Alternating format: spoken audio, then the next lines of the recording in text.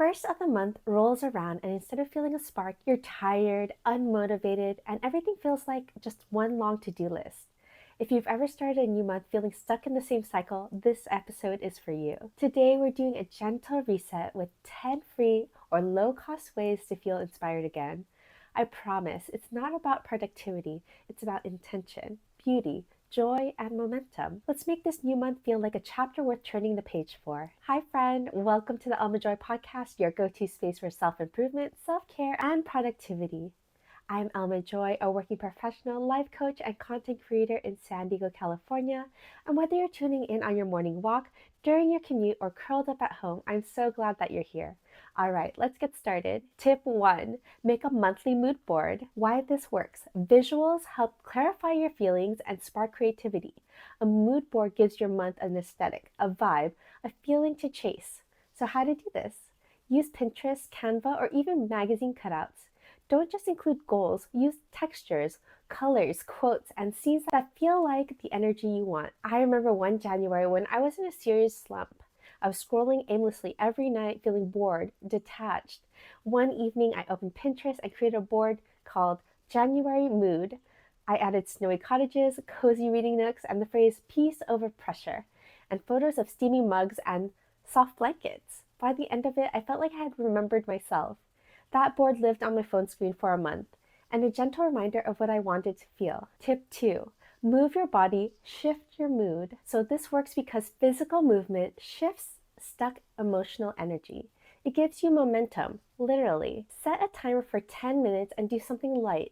Stretch, walk, dance, even just sway to a song.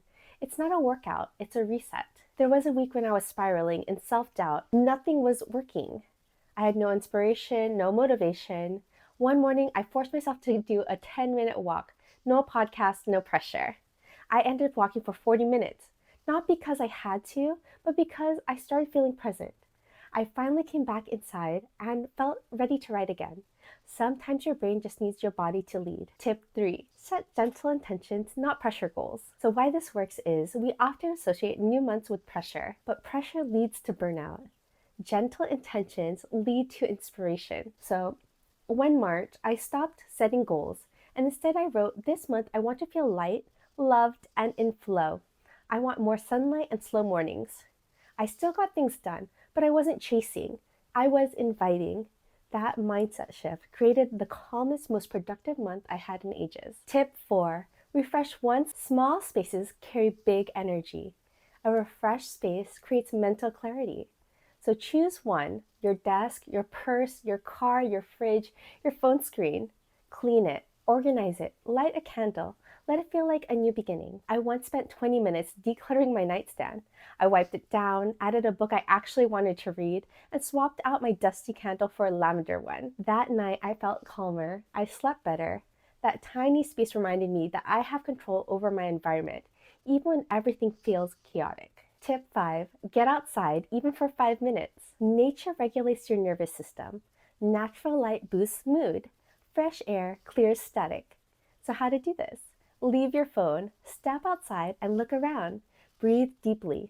And that's it. There was one gloomy Sunday where I didn't want to do anything. I forced myself out in sweatpants. I stood under a tree, looked at the clouds, and noticed a bird hopping in the grass. I felt something shift. The world was still beautiful. I just hadn't looked up in days. Tip 6, start a new month book or podcast. What you consume shapes how you think. A single idea can inspire a whole week. So how to do this? Pick something that aligns with how you want to feel. Cozy, powerful, curious, or grounded. Last November, I read The Creative Act by Rick Rubin as my monthly theme. Every chapter lit a fire inside of me. I started journaling again. I remembered that making things is supposed to be messy and joyful. That book gave me a creative spark I hadn't felt in months. Tip 7, make a monthly playlist. Music instantly shifts your state. Your playlist becomes your soundtrack. Create a playlist with a name like Monthly Magic or Cozy Girl Summer. Include songs that energize, calm, or inspire you. In July, I made a playlist called Sunset Stretch. It was soft, lo-fi golden hour music. I played it while stretching or journaling, and every time it came on, I felt like a version of me I wanted to be. Music can do that, make you remember yourself. Tip 8, Color code your calendar with kindness. We often schedule obligations, but forget to schedule joy. Joy doesn't just happen. We have to make space for it. Open up your calendar, use one color for work, other colors for joy, rest, movement, and connection. Even small things count. I started scheduling things like sunset walk with iced tea or a phone-free bath night. These weren't productivity hacks. They were life moments, the kind that make the month feel like living, not just surviving. Tip 9. Try a one-night digital detox. Our screens are full of noise. Silence invites creativity. Stillness reconnects you with your inner thoughts. Pick one night, power down everything at 8 p.m. Read, write, listen to music, stretch. Let your brain exhale. One Friday, I did a screen-free night. I lit a candle, put on instrumental music, and journaled for the first time in weeks. I ended up writing 4 pages, thoughts I didn't know that were in me. I slept deeper. I woke up feeling present, not panicked. I didn't miss my phone at all. Tip 10. Write a letter to future you. Future you letters are a gentle accountability. They remind you that you're always evolving. So write a short note. Dear me, I hope you remember how far you've come.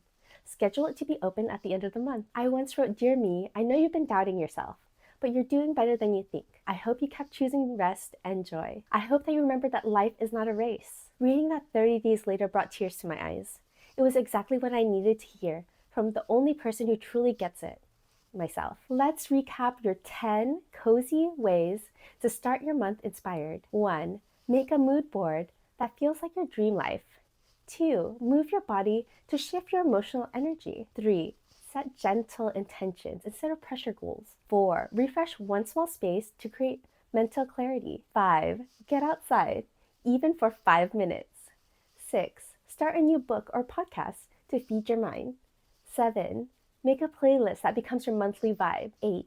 Color code your calendar and schedule joy. 9. Try one screen-free night to reconnect with yourself.